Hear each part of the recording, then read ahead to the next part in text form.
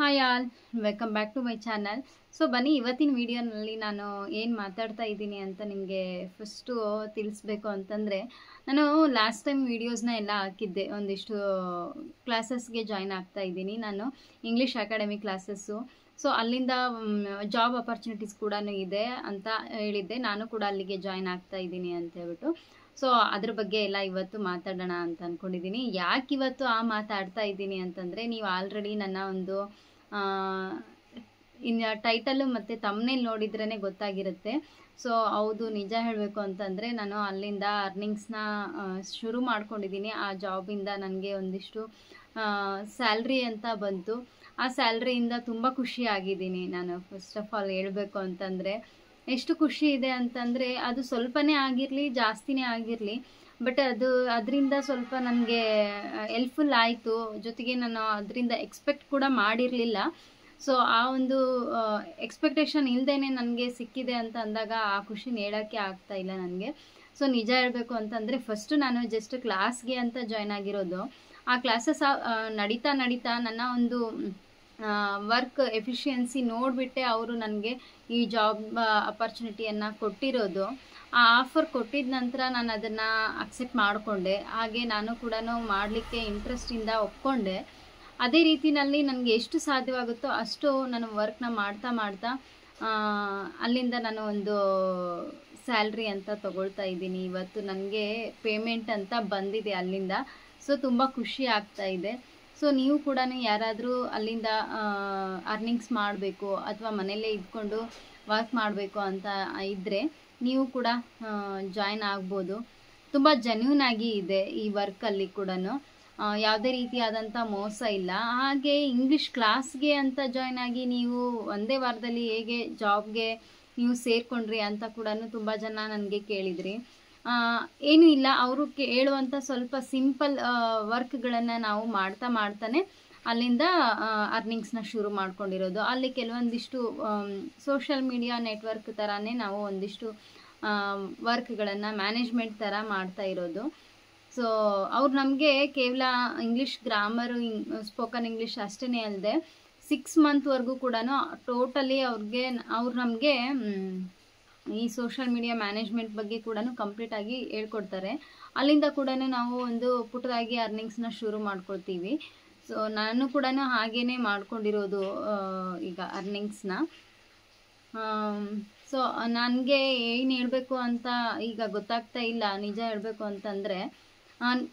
ಈಗ ನನ್ನ ವ್ಯೂವರ್ಸ್ಗೆ ಕೂಡ ಹೆಲ್ಪ್ಫುಲ್ ಆಗಲಿ, ಅವರು ಕೂಡ ಜಾಯ್ನ್ ಆಗಲಿ ಇಲ್ಲಿಂದ.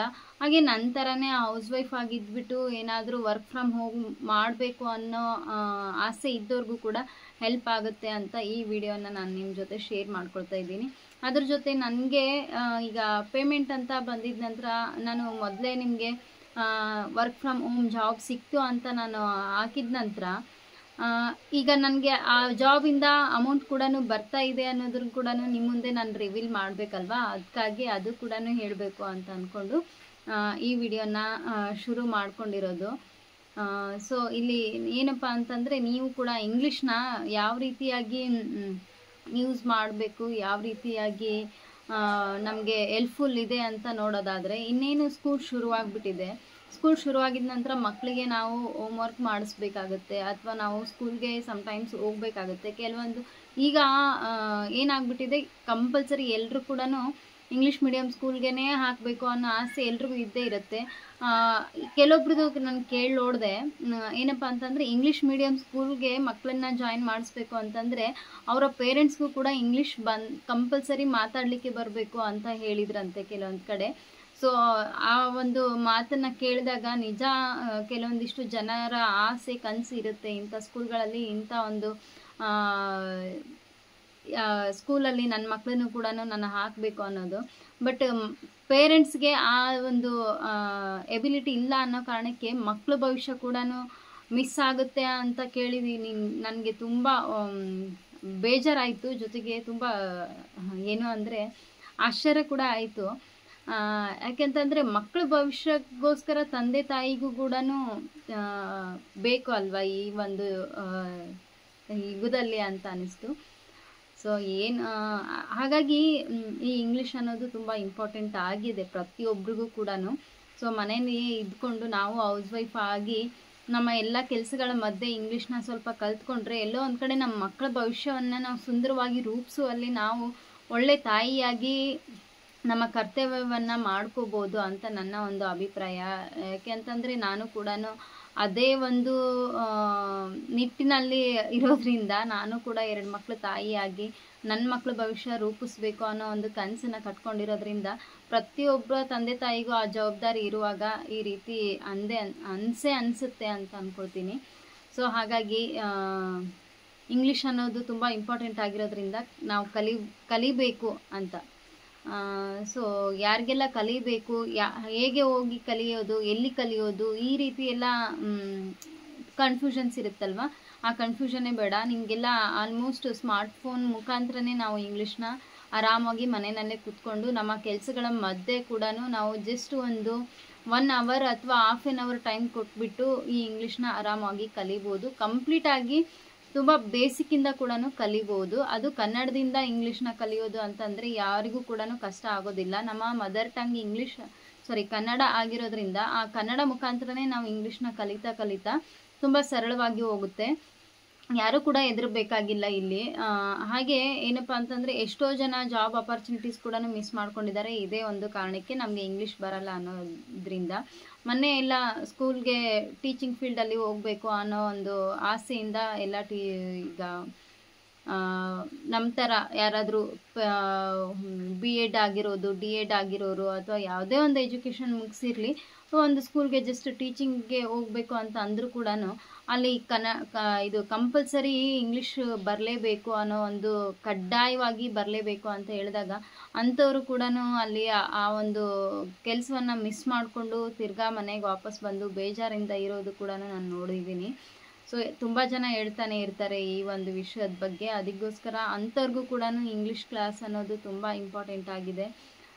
ಇಂಗ್ಲೀಷ್ ಅನ್ನೋದು ಬೇಕೇ ಬೇಕಾಗಿದೆ. ನೀವು ಕೂಡ ಕಲಿಬೇಕು ಅಂತಂದರೆ ಚಂದನಾಸ್ ಇಂಗ್ಲೀಷ್ ಅಕಾಡೆಮಿ ಇದೊಂದು ಒಳ್ಳೆ ಪ್ಲಾಟ್ಫಾರ್ಮ್ ಎಲ್ರಿಗೂ ಕೂಡ ಇಂಗ್ಲೀಷ್ ಕಲಿಯೋದಕ್ಕೆ. ಅದಕ್ಕೆ ನಾನು ಒಬ್ಬಳೇ ಅಲ್ಲ, ನಂತರ ತುಂಬ ಜನ, ಕೇವಲ ಒಬ್ಬರು ಇಬ್ಬರು ಅಲ್ಲ, ತುಂಬ ಜನ ಏನಾಗಿದ್ದಾರೆ ಇಂಗ್ಲೀಷ್ ಕ್ಲಾಸ್ಗೆ ಜಾಯ್ನ್ ಆಗಿ ಇಂಗ್ಲೀಷ್ನ ಕಲಿತಾ ಇದ್ದಾರೆ. ತುಂಬ ಒಳ್ಳೆ ಒಂದು ಕಾನ್ಫಿಡೆಂಟ್ ಲೆವೆಲ್ ಅವ್ರ ಹತ್ರ ಬಿಲ್ಡ್ ಆಗಿದೆ. ಸೊ ನೀವು ಕೂಡ ಕಲಿಬೇಕು ಅಂತಂದರೆ ನಾನು ಕೆಳಗಡೆ ಡಿಸ್ಕ್ರಿಪ್ಷನ್ ಬಾಕ್ಸಲ್ಲಿ ನಿಮಗೆ ಲಿಂಕ್ನ ಶೇರ್ ಮಾಡಿರ್ತೀನಿ. ಆ ಲಿಂಕ್ಗೆ ಹೋಗ್ಬಿಟ್ಟು ಕ್ಲಿಕ್ ಮಾಡ್ಕೊಳ್ಳಿ. ಅಲ್ಲಿಂದ ಒಂದು ವಾಟ್ಸಪ್ ಗ್ರೂಪ್ ಜಾಯ್ನ್ ಆಗಿ ಅಲ್ಲಿಂದ ನಿಮಗೆ ಅವರು ಕಾಲ್ ಮಾಡ್ತಾರೆ. ಕಾಲ್ ಮಾಡಿಬಿಟ್ಟು ಅದ್ರ ಬಗ್ಗೆ ಎಲ್ಲ ಡೀಟೇಲ್ಸ್ನ ಕೊಡ್ತಾರೆ. ಹಾಗೆ ನಾನು ಇದಕ್ಕೆ ಜಾಯ್ನ್ ಆಗುವಾಗ ತುಂಬ ಅಮೌಂಟು ಬೇರೆಯೇ ಇತ್ತು. ಈಗ ತುಂಬ ಅಫೋರ್ಡೆಬಲ್ ಪ್ರೈಸಲ್ಲಿ ಅವರು ಕೊಡ್ತಾ ಇದ್ದಾರೆ ಈ ಒಂದು ಕ್ಲಾಸ್ಗೆ. ಎಲ್ರಿಗೂ ಕೂಡ ಯೂಸ್ಫುಲ್ ಆಗಲಿ ಅನ್ನೋ ಒಂದು ಒಳ್ಳೆ ಉದ್ದೇಶ ಇಟ್ಕೊಂಡು ಸೊ ಚಂದನ ಮೇಡಮ್ ಅಂತಲೇ ಮೇಡಮ್ ಅವರು ಶುರು ಮಾಡ್ಕೊಂಡಿರೋದು ಈ ಒಂದು ಕ್ಲಾಸಸ್ನ.